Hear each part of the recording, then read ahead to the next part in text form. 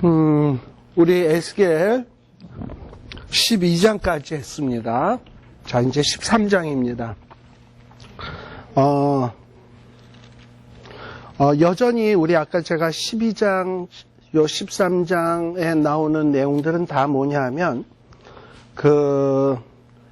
에스겔에게 장로님들이 뭐가 궁금해서 찾아옵니다.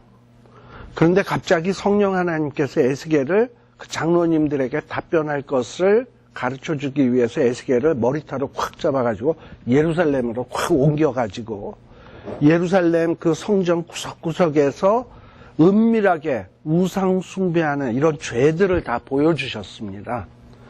그리고서는 이제 그걸 다 이런 죄 때문에 이제 예루살렘 성전은 망한다. 이런 죄 때문에 하나님의 영광이 떠날 수밖에 없다. 이 얘기를 한 게 8장, 9장, 10장, 11장이라 그랬어요. 자, 그러고서는 이제 요 12장서부터는 뭐냐?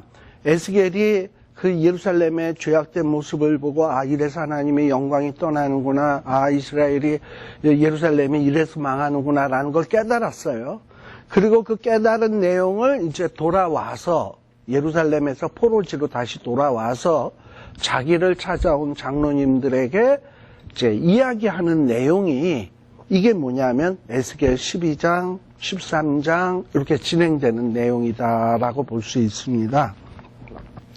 자, 근데 지금 우리 아까 에스겔 12장 24절에 보면 이스라엘 족속 중에 어떤 일들이 있었냐? 허탄한 묵시, 또 아첨하는 복술. 허탄한 묵시나 아첨하는 복술이 뭐냐? 아, 우리는 하나님의 도성이니까 안 망해. 그리고 예루살렘 성전은 거룩한 하나님의 집이기 때문에 어떻게 망할 수가 있겠어? 하나님은 전능자인데 자기 집 부서지는데 전능자가 그게 가만히 있으면 말이 돼? 이러고서는 안 망해. 그리고 너희들은 평안할 거야. 사실은 평안 안 한데 듣기 좋으라고 평안할 거야. 평화가 있을 거야. 이런 얘기들이 편만했다 이 말입니다. 그리고 사람들은 뭔가 회개할 생각, 지나간 과거는 반성할 생각은 안 하고 그저 내 미래는 평안할까? 어떤 일이 펼쳐질까? 여기에만 관심이 있어서 많은 사람들이 점치는 자, 복술자 이런 자들을 찾아갔다 이 말입니다. 바로 그런 내용을 배경으로 주어지는 말씀이 요 13장의 말씀입니다. 자, 13장에 여호와의 말씀이 에스겔에게 임했어요. 근데 에스겔이 이제 증거할 내용은 뭐냐? 예언하는 선지자들을 쳐서 예언하는 거예요. 근데 이 예언하는 자들이 어떤 자들이냐? 하나님이 주시는 예언을 하는 게 아니라 지멋대로 하는, 자기 마음에서 나오는 대로 예언하는 자. 그러니까 하나님의 계시를 받아서 예언하는 게 아니라, 그러니까 좀 더 노골적으로 얘기하면 밥벌이 예언하는 자들이에요. 예언해주고 복채받는 사람.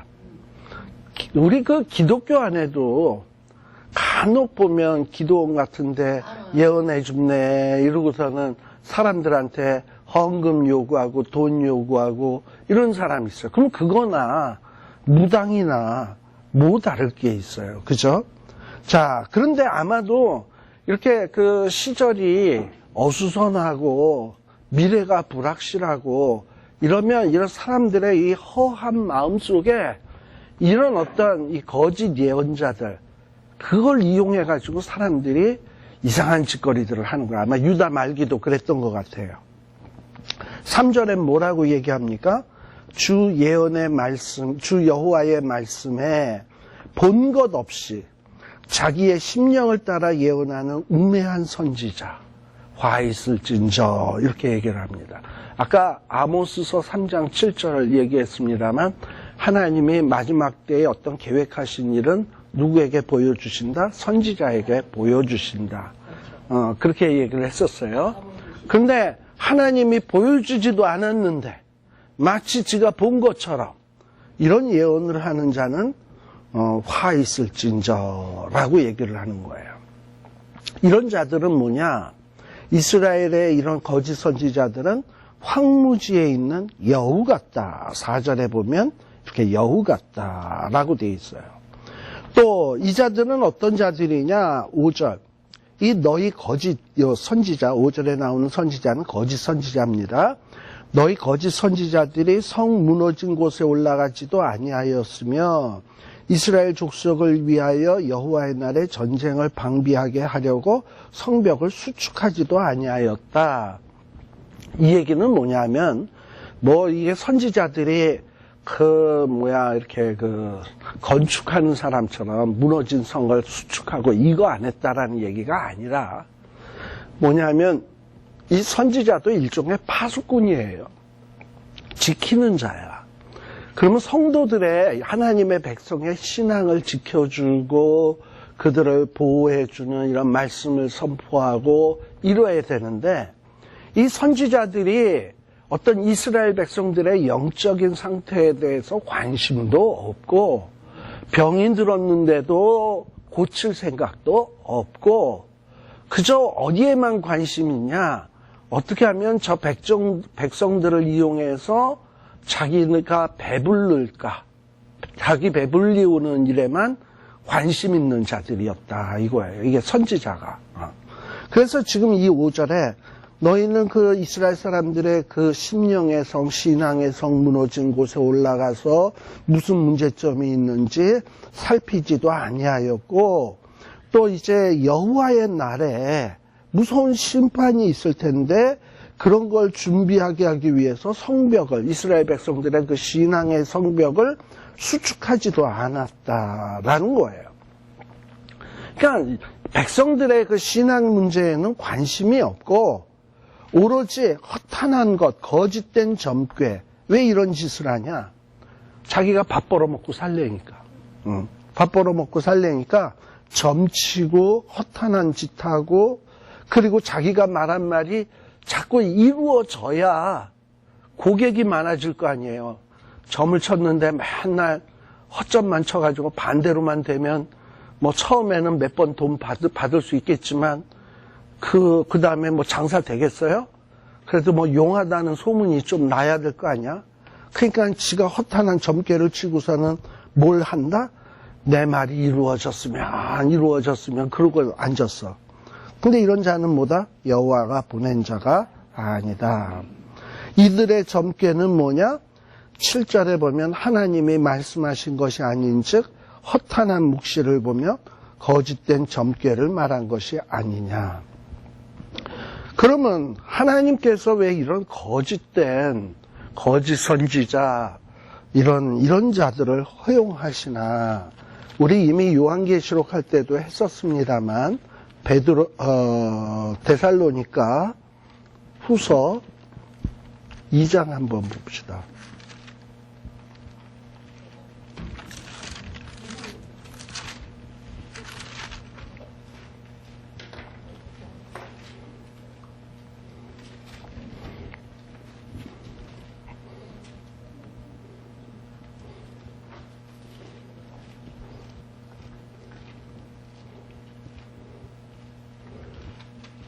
다음 데살로니가 후서 2장 8절부터 봅시다.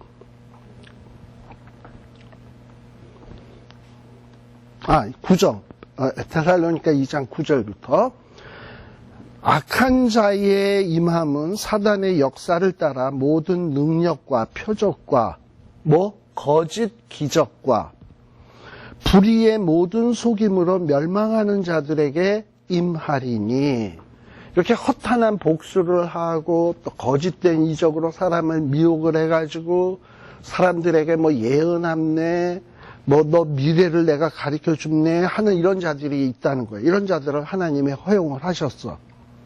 근데 이렇게 허용을 하신 이유가 뭐냐? 10절 중간에 보면 이는 저희가 진리의 사랑을 받지 아니하여 구원을 얻지 못함이니라. 또 11절에 보면 이러므로 하나님의 유혹을 저의 가운데 역사하게 하사 거짓 것을 믿게 하시면 진리를 믿지 아니하고 불의를 좋아하는 모든 자로 심판을 받게 하려 하심이니라. 하나님께서 뭘 분별하기 위해서냐면 진리의 말씀을 믿기를 좋아하냐, 거짓 것을 믿기를 좋아하냐. 하나님이 이걸 보시기 위해서 때로는 거짓 것을 막 이렇게 전파하는 거짓 선지자들을 허용하신다는 거예요. 자, 그렇다면 우리 아까 우리 12장에서도 얘기했습니다만 많은 사람들이 하나님의 말씀에 대해서 어떤 생각을 갖고 있었나요? 거기 보면 에스겔 12장 32절에 많은 사람들이 뭐 하나님이 뭐 심판하시는 날이 있다고? 그런 날은 먼 미래야. 뭐 하나님의 계시, 묵시? 그건 성취됨이 없어. 이러면서 마지막 종말 때에 많은 사람들은 하나님의 계시의 말씀을 안 믿어. 그리고 하나님은 온다 그랬는데 심판이 있다 그랬는데 그건 먼 미래야. 우리랑 상관없어. 우리랑 관계없는 거야. 이러고서는 안 믿어. 하나님의 말씀은 이루어진다는데 근데 하나님의 말씀은 성취되지 않아. 이런 얘기를 하는 거예요. 그리고 이런 자들이 또 누구는 찾아가냐? 점쟁이의 말은 믿어 찾아가서. 그래서 하나님이 이렇게 점쟁이들이 흥하고 점쟁이들에게 기적도 일어나고 이들이 어떤 능력도 행하도록 허용을 하시는데 그건 뭐냐? 누가 하나님의 말을 액면 그대로 믿는지, 누가 점쟁이의 말을 믿는지 하나님이 분별하기 위해서 그런다 이 말입니다. 그러니까 마지막 때가 되면 될수록 우리는 뭐에다 신경을 더 기울여야 되냐? 하나님이 말씀하신 게 뭐지? 하나님이 뭐라고 말씀하셨지? 약속이 뭐지? 여기에 불을 켜고 살피셔야 되고 그걸 마음에 새기셔야 되고 이런 헛된 점쟁이들의 얘기를 딱 들어보고서 저거는 하나님의 이 말씀에 비춰보니까 저건 거짓이야. 저런 자는 쫓아서는 안 돼.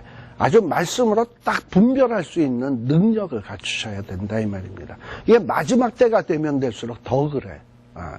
그래서 데살로니가 아까 후서의 말씀에서 나온 거를 꼭 명심을 하세요. 자, 그래서 하나님께서는 8절에 보시게 되면 13장 8절에 보시게 되면 허탄한 것 말하고 거짓된 것 보고 그리고 그것을 믿는 그것을 줄줄줄 따라가는 자들을 뭐한다? 친다. 거짓 선지자도 친다. 거짓 선지자의 말을 듣는다도 친다. 9절에 보면 그 선지자들이 허탄한 묵시를 보며 거짓 것을 점쳤으니 그들을 쳐서 하나님의 공회에 들어오지 못하게 하겠다. 즉 하나님의 회중, 하나님의 나라, 하나님의 백성에 들지 못하게 하겠고 하나님 이스라엘 호적에도 들지 못하게 하겠다. 그리고 이스라엘 땅에게 선물로 주신 그 땅, 기업의 땅에도 들어가지 못하게 하겠다. 이런 일이 딱 이루어지게 될 때 사람들은 하나님이 이미 에스겔 13장에 경고를 하셨는데 진짜 그렇게 하시네? 하나님 여호와 맞구나. 그래서 거기에 보면 또 그때 뭐라고 돼 있어요? 9절 너희가 나를 여호와인 줄 알리라. 이 거짓 선지자들은요 10절에 보면 이스라엘 백성은 이제 5년 뒤면 망해요. 근데 평강이 없죠. 5년 뒤에 망하니까. 근데 평강이 없는데도 뭐라고 한다? 평강이 있다. 평강이 있다. 그리고 담을 쌓을 때에 그들이 뭐 한다? 회치를 한다. 이게 뭐 회치를 한다라는 건 장식을 하는 거죠. 그러니까 이 장식을 한다라는 건 뭡니까? 무너지지 않을 것이다 라는 기대감이 있어요. 회칠도 하고 페인트도 하고 이런 거잖아. 내일 당장 무너질 건데 회치를 하는 사람 있어요? 없겠죠? 그러니까 이들은 안 무너지는 것처럼 하고 막 회치를 하는 거야. 믿질 않아. 심판을 믿질 않아. 그런데 하나님께서는 어떻게 된다? 무너진다. 11절. 폭우가 내리고 우박덩어리가 떨어지면서 폭풍이 열파하리니 그 담이 무너진다. 그리고 너희들이 열심히 칠했던 그 회는 어디 갔느냐? 그냥 뭐 쫄딱 망한다라는 얘기죠. 그래서 하나님은 분명히 심판하신다라는 거예요. 14절. 회칠한 담을 하나님이 회파해서 땅에 넘어뜨리고 기초를 드러낸다라는 거예요. 여러분, 악인이 안 망할 것 같죠? 망한다. 악인은 안 망한다고 생각을 하는데 무너진다. 그래서 그 무너질 때 우리가 뭘 깨닫게 된다? 14절 끝에도 나를 여호와인 줄 알리라. 그래서 이제 여러분들이 성경을 보실 때 가끔 나는 여호와인 줄 알리라라는 말이 꽤 여러 군데 나와요. 호세아서에서도 나오고 또 오경에서도 나오고 에스겔서에서도 나오고 이럴 때마다 이게 어떤 의미인지를 이제 여러분들이 캐치를 하나님이 이렇게 말씀하셨는데 이 말이 이루어지게 되면 우리가 여호와인 줄 알게 되는 거구나 라는 거예요. 우리가 지금은 거울로 보는 것 같이 하나님에 대해서 거울로 보는 것 같이 희미하게 알아요. 암만 성경을 많이 공부해도. 그런데 언제 확실하게 아냐? 우리가 모든 종말에 대해서 하나님이 말씀하신 것들이 다 이루어지고 또 하나님이 예언하신 심판이 다 이루어지고 또 축복할 자에게 약속하신 축복이 다 이루어졌을 때 우리가 그때 가서 보면 정말 하나님 여호와 맞네. 이 말씀도 이루어졌다. 이 말씀도 이루어졌다. 이 말씀도 이루어졌다. 이 말씀도 이루어졌다. 이러면서 그 하나님의 그 약속하신 것들이 기가 막힌 방법으로 이루어진 것을 보면서 우리가 여호와인 줄 알고 멀리에 있는 면류관 벗어서 주 앞에 드리고 이러면서 찬양하는 이런 일들이 벌어지게 된다. 그게 여호와를 아는 날이에요. 네. 자, 또 보세요. 16절에도 예루살렘을 대하여 예언하여 평강이 없으나 평강의 묵시를 본다는 이스라엘의 선지자들이니라. 나 주 여호와의 말이니라. 이렇게 담벼락이 무너지고 망하는 자들이 거짓 선지자예요. 또 이렇게 뭐가 뛰면 뭐가 뛴다고 그게 뭐죠? 맷돌뚜기가 뛰면 망둥이도 뛴단가? 아무튼 그런 거 있죠. 이렇게 거짓 선지자들이 날뛰기 시작하니까 또 누가 또 이렇게 날뛰냐? 17절에 보면 여자들이 막 그냥 아마도 성전 안에서 좀 열심히 있었던 여자들인 것 같아. 근데 이 여자들도 뭔가 이렇게 영적으로 교만해지면서 예언합네 하고서는 날뛰기 시작을 한 거예요. 네. 그래서 근데 이런 자들은 어떻게 예언을 했냐? 17절에 보면 자기 마음에서 나는 대로 예언하는 부녀다라는 거예요. 그냥 지 생각나는 대로 막 짓거리는 여자다라는 거예요. 또 이들이 또 뭔가 자기의 말에 신뢰도를 높이기 위해서 꾸밀 것도 다 꾸며요. 18절에 보면 사람의 영혼을 사냥하고자 하여 방석을 모든 팔뚝에 꿰어매고 수건을 키가 큰 자나 작은 자의 머리를 위하여 만드는 부녀라고 되어 있어요.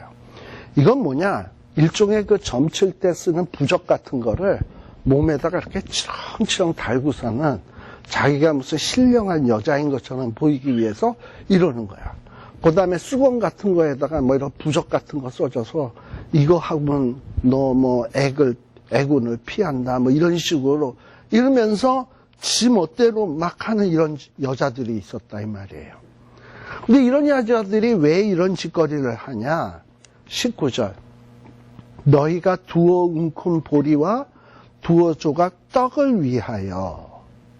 그러니까 이들이 이거는 이런 예언을 하고 이런 무슨 정말 미신적인 행동을 하는 것은 지들 배불리기 위해서야. 그냥 떡을 위해서 이런 짓거리를 하고 있는 거예요. 하나님의 계시의 말을 증거하는 게 아니라 종교를 빙자해서 어떤 자기의 치부의 수단을 삼는다라는 거예요. 근데 이런 행위가 결국은 뭐냐? 여러분들 19절에 보면 거짓말을 지어서 19절 끝에 보면 거짓말을 지어서 죽지 아니할 영혼을 죽이고 살지 못한 영혼을 살리는도다라는 거예요. 즉 무슨 얘기냐? 영혼 도둑질을 하는 거예요. 이 영혼이 살 수 있는 것은 뭐냐면 하나님의 말씀으로 사는 거예요. 근데 하나님의 말씀에 관심을 기울이게 하는 게 아니라 이상한 이적을 행하고 복수를 행하고 사람을 미혹시켜가지고 자기 말을 따르게. 근데 자기 말은 뭐야? 자기 마음에서 나오는 대로 짓거리는 말인 거야. 하나님의 말씀으로부터 이탈해서 지 말을 또 따르도록 하는 거예요. 그래서 하나님은 이런 자들을 가만두지 아니하시고 어떻게 하시겠다? 심판하시겠다라는 거예요. 20절에 보세요. 그러므로 나 주 여호와가 말하노라. 너희가 새를 사냥하듯 영혼들을 사냥하는 그 방석을 내가 너희 팔에서 떼어버리고 너희가 새처럼 사냥한 그 영혼들을 놓으며 또 너희 수건을 찢고 내 백성을 너희 손에서 건지고 다시는 너희 손에 사냥물이 되지 않게 하리니. 이런 어떤 거짓 선지자, 거짓된 부녀들을 하나님이 심판함으로 사람들이 뭘 깨닫게 된다? 아, 하나님이 여호와 맞구나 라는 것을 깨닫게 된다 이 말이죠. 우리가 지금 이렇게 살면서 우리 눈에도 볼 때 아, 저건 목사도 아니야. 저거는 진짜 저 사람은 자기의 명예를 위해서 어떤 자기의 배불리기 위해서 목사짓 하고 있지 저거는 진짜 참다운 주의 종이 아니야 라고 느껴지는 사람도 우리에게 종종 있습니다. 어떨 때. 근데 그런 자가 근데 그렇게 사람들한테 대우받고 인정받고 또 그런 사람에겐 또 그 바가 있어, 바. 옛날에 그 여고생들이 조용필하면 오빠 하고 따라다니듯이 또 그런 어떤 유명한 어떤 이런 목사님들에게는 그 부대가 있어, 따르는 바 부대가. 근데 그런 걸 보면서 아니 저런데 어떻게 저렇게 명성을 누리고 명예를 누리고 저렇게 풍요함을 누릴까? 이게 세상이 잘못돼도 한참 잘못됐네. 오히려 진실한 저 주의 정은 저렇게 힘들게 어렵게 선고에서 눈물 뿌리며 고생하면서 지내는데 저들은 저렇고 저런 자는 저렇고 이러면서 좀 우리가 어떨 때 보면 참 하나님 하시는 일이 불공평하고 못마땅하고 이런 느낌이 들 거 아니에요. 이럴 때가 있을 때 우리 신앙도 흔들리는 때가 많다 말이지. 마치 누구처럼 하박국서에 나오는 것처럼. 그런데 때가 되면 어떻게 되냐? 이 하나님의 이 모든 약속했던 것들이 다 이루어진 거야. 이런 거짓된 자들을 심판하겠다. 그리고 거짓된 부녀들 심판하겠다. 그리고 그때가 되면 너희들이 내가 뭔 줄 알겠다? 여호와인 줄 알리라 라고 했잖아요.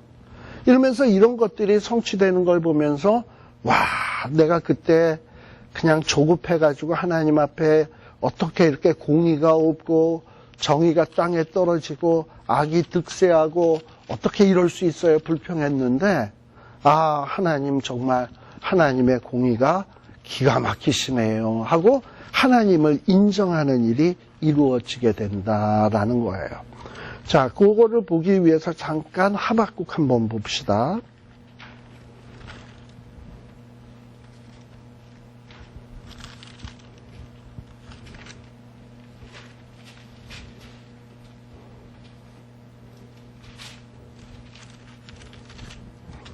자, 하박국서에 보게 되면 하박국도 1장 2절에 보게 되면 하나님 내가 부르짖어도 하박국은 정말 정의가 땅에 떨어지고 공의가 땅에 떨어지고 불의한 자가 잘 되고 이런 걸 보면서 너무 답답했어요. 그래서 그냥 하나님 앞에 뭐라고 얘기했냐?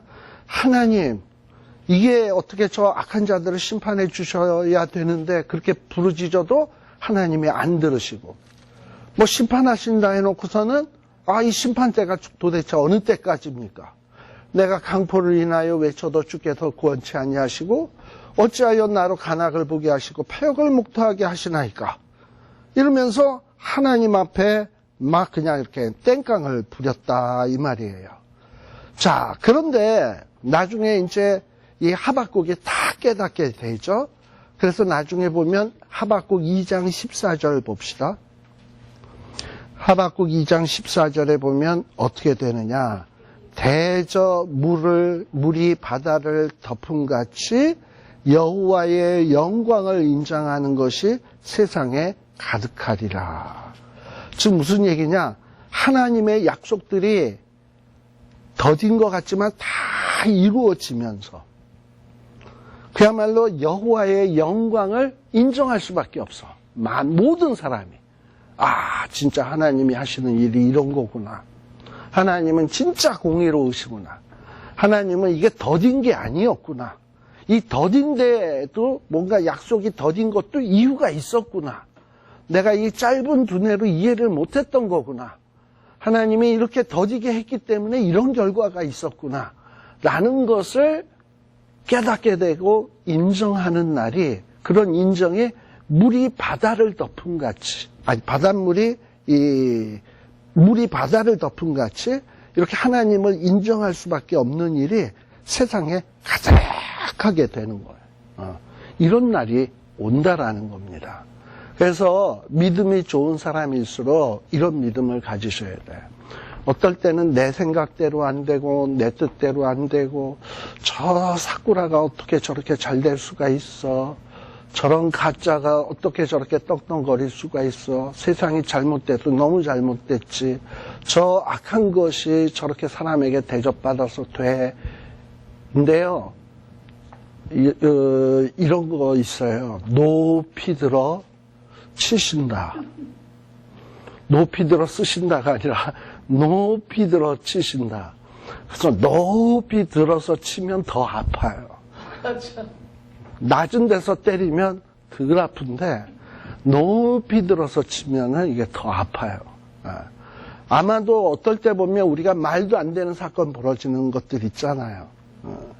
뭐 어떤 분들에게는 뭐 현재 대통령이 마음에 안 드는 사람은 저런 사람 무슨 대통령이야 이러잖아. 근데 대통령 자리는 얼마나 높습니까, 그죠? 그러면 어떨 때는 그런 진짜 대통령이 악하다면 하나님은 왜 그런 자를 대통령으로 만드셨냐? 높이 들어 치시려고. 높이 들어서 치면 더 아프거든. 그러니까 높이 드는 동안에는 뭐가 필요하냐? 시간이 필요해, 높이 들 때까지. 그러니까 그 기간 동안에는 그 사람이 승승장구하는 꼴을 우리가 눈 뜨고 참아볼 수가 없어. 그리고 하나님이 도무지 이해가 안 돼. 근데 나중에 보니까 높이 들어 칠 때 보니까 이래서 높이 들었구나. 그래서 이렇게 치셨구나. 라는 걸 알면서 하나님 하시는 일이 이렇게 기가 막히시네. 라는 것을 깨닫고 인정하는 날이 온다라는 거예요. 이게 하나님 하시는 일이에요. 네. 자, 그래서 하나님은 이런 거짓된 이런 선지자나 부녀들을 어떻게 하냐? 하나님이 심판하신다라는 거예요. 자, 이들의 문제점은 뭐냐? 22절 봅시다. 13장. 내가 슬프게 하지 아니한 의인의 마음을 너희가 거짓말로 근심케 하면서, 이게 무슨 얘기냐? 하나님이 보실 때 그렇게 죄도 없는 사람인데 보통 이렇게 영혼을 사냥하는 거짓 선지자나 또는 이런 거짓된 점장이 같은 이런 부녀들이 하는 일이 뭐냐면 사람에게 공포감을 심어주는 거예요. 공포감을 심어줘서 자기 말을 안 듣지 않으면 안 되게. 그러고서 꼬시는 거야. 뭐 예를 들어서 뭐 우리 점장이들 하는 거 있잖아요. 너 이제 집안에 큰 애군이 올 거야. 이 애군을 면하려면 이 부적을 나한테서 좀 사가야 돼. 이러고서는 이거 안 사가면 큰일 날 것 같거든. 이런 공포감을 심어주는 거예요. 그래가지고 사람을 완전히 이렇게 꼬이는 거지. 뭐 예를 들어서 이런 사이비 종교 같은데 뭐 얼마를 바치지 않으면 너는 구원을 못 받는다. 뭔지 이런 식으로 공갈 협박을 쳐가지고 나를 쫓으려면 자기 십자가를 지고 자기 짐을 지고 마치 지가 재림 예수처럼 해가지고 나를 따라오려면 재산 다 팔고 집 다 팔고 여기다 바쳐야지만 따라올 것처럼. 그 다음에 뭐 세상에 의로운 자는 좁은 길로 가는 자는 적고 넓은 길로 가는 자가 많다. 너희들이 생명을 얻으려면 좁은 길로 와야 된다. 이러면서 어디서 그냥 하나님의 말씀 여기다가 갖다 붙이고 저기다 갖다 붙이고 지네 유리한 대로 갖다 붙여가지고 공포감 심어주고 이렇게 하지 않으면 안 되도록 만들어가지고 꿰는 거야. 이게 뭐예요?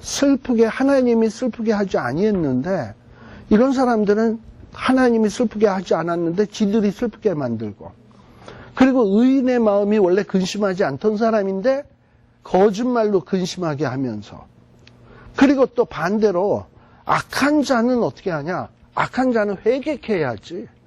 근데 겁대가리 없이 악인이 더 겁이 없도록 손을 굳게 해서 악한 길에서 돌이켜 떠나서 이 생명 얻는 삶을 얻지 못하게 했은즉 하나님이 어떻게 한다? 이런 자들을 심판하시겠다라는 거예요. 그리고 하나님은 오히려 어떻게 하냐? 내 백성을 너희 그 영혼 사냥꾼의 손에서 건져내신다. 그래서 이런 일이 이루어질 때 뭐가 이루어진다? 너희가 나를 여호와인 줄 알리라 라고 되어진다라는 겁니다. 자, 그 다음에 여러분들 그 14장에 보세요. 14장 좀 빠른 속도로 하고 또 얘기하겠습니다. 자, 지금 이 장로님들이 에스겔에게 궁금한 것이 많아서 찾아왔었어요. 그래서 지금 에스겔의 말씀을 이제 들었습니다. 그리고 이제 아마 돌아간 것 같은데 또다시 장로님 두어 사람이 나와서 에스겔 앞에 앉게 됩니다. 자, 근데 에스겔은 아마도 그러니까 여기에 나온 장로 두어 사람은 예루살렘에 있는 장로가 아니고 지금 에스겔이 포로지에 있잖아요. 포로지에 에스겔처럼 잡혀온 장로님들 가운데 두어 사람이 찾아온 것 같아요. 그리고 이 두어 사람이 찾아온 이유도 아까랑 비슷하게 다른 거짓 선지자들하고 에스겔이 말하는 게 달라.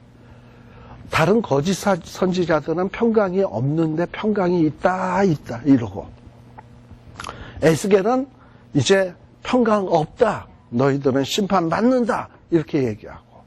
그러니까 백성의 지도자인 장로들 입장에서는 에스겔의 말이 되게 궁금하다 이 말입니다. 그래서 과연 이스라엘의 미래가 어떻게 될 것인가, 이 문제에 대해서 에스겔에게 물어보러 옵니다. 그런데 이들의 마음속에는 뭔가 미래만 궁금하지, 아까도 얘기했습니다만 자기의 현재 삶 혹은 과거의 삶의 잘못된 부분, 이런 부분을 시정하거나 고치거나 바르게 잡고자 하는 데는 전혀 관심이 없어. 그냥 미래만 궁금할 뿐이야. 그러고서는 에스겔을 찾아오는 거예요. 보세요. 14장에 보게 되면 이 두어 사람이 찾아왔는데 하나님은 이 두어 사람에 대해서 뭐라고 평가하냐? 3절. 이 사람들이 자기 우상을 마음에 들이며 죄악에 거치는 것을 자기 앞에 두었다. 그러니까 어떤 죄악의 문제, 우상의 문제를 전혀 정리하지 않고 미래에만 관심이 있다라는 거예요. 그러니까 죄의 문제에 대해서 해결하고 하나님 앞에서 내가 어떻게 하면 바른 신앙생활을 할까? 여기에는 관심이 없고, 내 미래가 어떻게 되겠냐? 이스라엘의 미래가 어떻게 되겠냐? 이런 거에 대해서 마치 선지자에게, 참된 선지자에게 찾아오는 것도 무당 굿하듯이, 무당 전보로 다니듯이 이런 식으로 찾아오는 거야. 하나님은 이런 자들에 대해서 대답한다 안 한다? 안 하시겠다라는 거예요.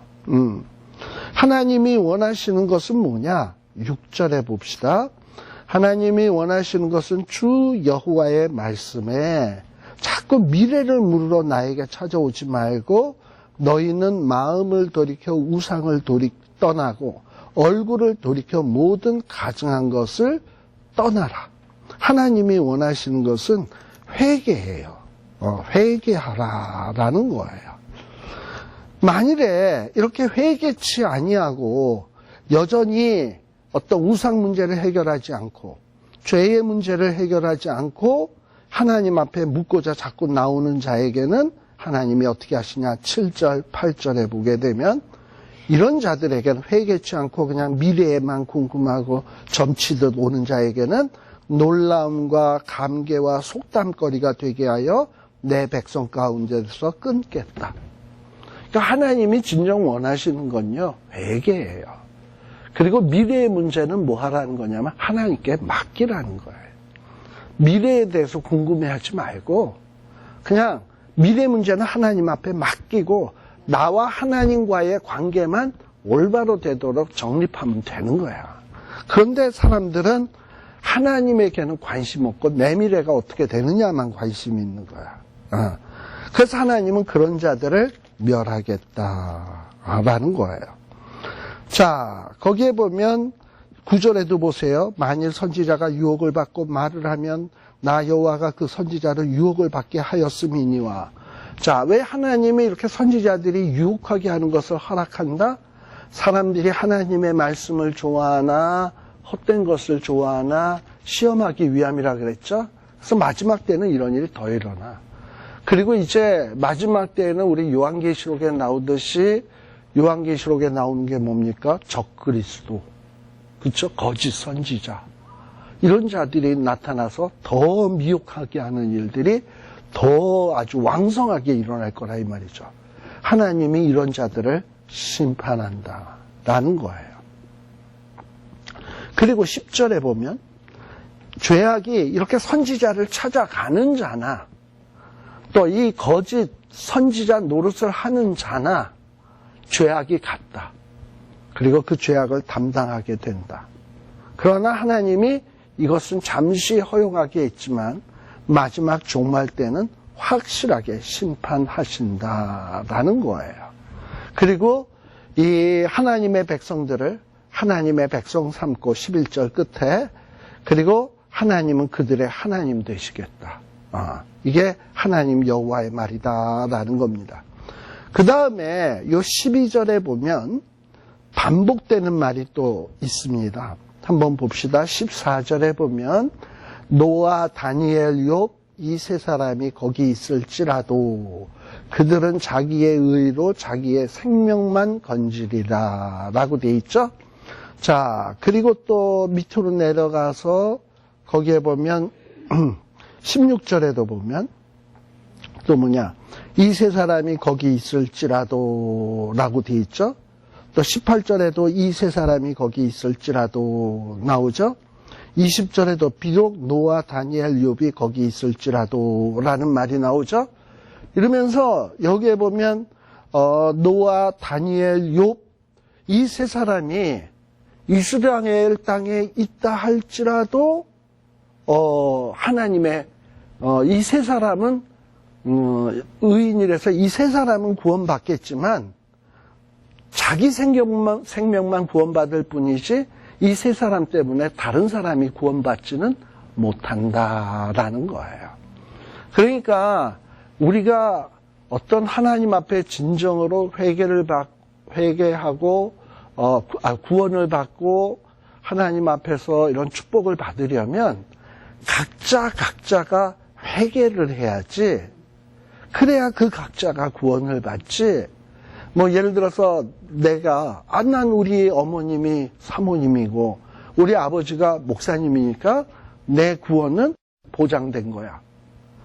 아니라는 거예요. 만일에 우리 아버지가 노하고 우리 아버지가 다니엘이라 할지라도 내가 회개 안 하면 난 구원 못 얻는다는 거예요. 지금 여기에서. 근데 지금 여기에 나오는 그 세 명의 사람이 누구냐? 노아, 욥, 다니엘이에요. 노아, 욥, 다니엘의 공통점이 뭘까요? 노아, 욥, 다니엘. 굉장히 고난들을 많이 받았다. 어려운 강팍한 시대에 살았다. 라고 얘기할 수 있어요. 자, 노아, 방주 짓는다고 얼마나 사람들이 조롱했습니까? 노아는 임박한 심판을 바라보고 방주를 짓던 사람입니다. 근데 주변의 사람들은 이런 노아를 얼마나 비웃었나요? 그러나 그 고난을 꿋꿋하게 감수하면서 방주를 준비했고 8 식구를 살리고 많은 피조물, 생물들을 살린 장본인이 되었습니다. 욥도 얼마나 많이 고난을 당했나요? 친구들이 얼마나 많이 비난했습니까? 그러나 범죄치 아니하고 꿋꿋하게 믿음을 지켰습니다. 다니엘 또 역시 바벨론 포로지에서 얼마나 고난을 당했겠습니까? 우리가 다니엘서 6장 같은 데 보면 심지어는 다니엘은 사자굴속까지 들어갑니다. 이런 고난을 당하는 가운데도 이 다니엘은 믿음을 꿋꿋하게 지켰습니다. 근데 이렇게 믿음을 지킨 사람이 아무리 이스라엘 나라에 있다 할지라도 구원은 이 사람이 의로우면 지들만 구원 받는 거지, 다른 사람이 이 세 사람이 있다고 해서 구원받는 것이 아니다. 구원받기 위해서는 각자가 하나님 앞에서 자기를 돌아보고 회개해야 된다는 거예요. 근데 지금 이스라엘 백성들의 신앙의 상태는 뭐냐? 아까 얘기했습니다만 포로지에 있는 사람, 우리는 하나님의 택한 민족이야. 우리의 민족 안에는 위대한 신앙의 위인들이 있어. 또 우리에게는 예루살렘에 하나님의 성전이 있어. 그러니 우리는 이제 곧 해방돼서 돌아갈 거야. 그러니 우리는 예루살렘 성은 절대 안 망해. 예루살렘 성전은 안 부서져. 이런 거짓된 낙관에 사로잡혀 있는 거예요. 그런데 하나님께서 뭐라 그러냐? 아니다. 너네 심판한다. 그리고 심판은 반드시 이루어진다. 그리고 심판이 이루어질 때 너희가 내가 여호와인 줄 알게 될 거다. 근데 사람들은 심판 그딴 거 어디 있어? 하나님의 말씀은 응험이 없어. 여태까지 이루어진 적도 없고, 하나님의 약속 그건 더디 이루어질까? 먼 미래에 이루어질까? 우리랑은 전혀 상관없어. 그러니 그런 것 때문에 뭐 두려움에 떨거나 걱정하거나 할 필요 하나도 없어. 그냥 하던 대로 해. 이러면서 이런 풍조가 만연하다 이 말입니다. 그런데 이런 때에 경종을 울리는 메시지가 뭐냐? 바로 이 에스겔의 메시지인 거예요. 지금 이스라엘 백성들은 종말을 5년 앞두고 있습니다. 이 5년 앞두고 있는 것을 제대로 알고 있는 사람은 이 당시에 예레미야랑 에스겔 정도만이에요. 다른 사람들은 전혀 5년 뒤에 어떤 일이 벌어질지, 어떤 끔찍한 일이 벌어질지 전혀 모르고 지내는 거야. 그러고서는 우리는 괜찮아. 하나님의 심판 그런 거 없어. 뭐 하나님의 말씀 여태까지 성취된 적도 없어. 이러고서는 거짓된 낙관에 취해가지고 그야말로 생활을 개판으로 하고 있는데, 이런 때에 하나님께서 에스겔을 통해서 외치는 말씀이 뭐냐? 회개하라는 거예요. 회개는 너네 조상 가운데 아무리 의로운 사람이 있다고 되는 일이 아니라 너 자신이 회개해야 된다는 거예요. 그래서 여기에 보면 노아, 욥, 다니엘을 언급하는 이유가 뭐냐? 얘네들도 의로우면 자기네만 구원받지 자녀도 건지지 못하고 자기만 구원 얻는다. 그러니 너희도 구원을 얻으려면 노아, 욥, 다니엘처럼 고난이 있다 할지라도 믿음 지키고 신앙 지키고 똑바로 생활하고 의롭게 생활하고, 설사 잘못했으면 회개해야, 너희 각자가 회개해야 구원을 받지, 네가 이스라엘 백성으로 태어났다고, 모태신앙으로 태어났다고 자동으로 구원받을 거라고 꿈 깨라 라고 얘기하는 거예요. 이게 바로 종말을 준비하는 자세다라는 겁니다. 그래서 오늘 요 14장까지 했습니다. 다음 시간에 15장서부터 또 이야기를, 요 말씀을 나누도록 하겠습니다. 기도하겠습니다. 하나님 아버지 감사합니다. 오늘 또 이렇게 에스겔의 말씀을 통해서 임박한 하나님의 심판을 앞두고 하나님의 백성들이 어떤 준비를 해야 하며, 또 이런 임박한 심판 시에 어떤 혼란한 일들이 있겠으며 무엇을 경계해야 되는지 우리에게 말씀을 통하여 깨우쳐 주시니 감사합니다. 이 마지막 때에 더욱더 우리들이 이 말씀 사랑하고 열심히 공부하고 마음에 새겨서 말씀이 우리를 인도하는 대로 따라가게 하여 주시고, 말씀이 아닌 허탄한 곳에 마음 두지 아니하도록 우리 성령 하나님 늘 지켜주시옵소서.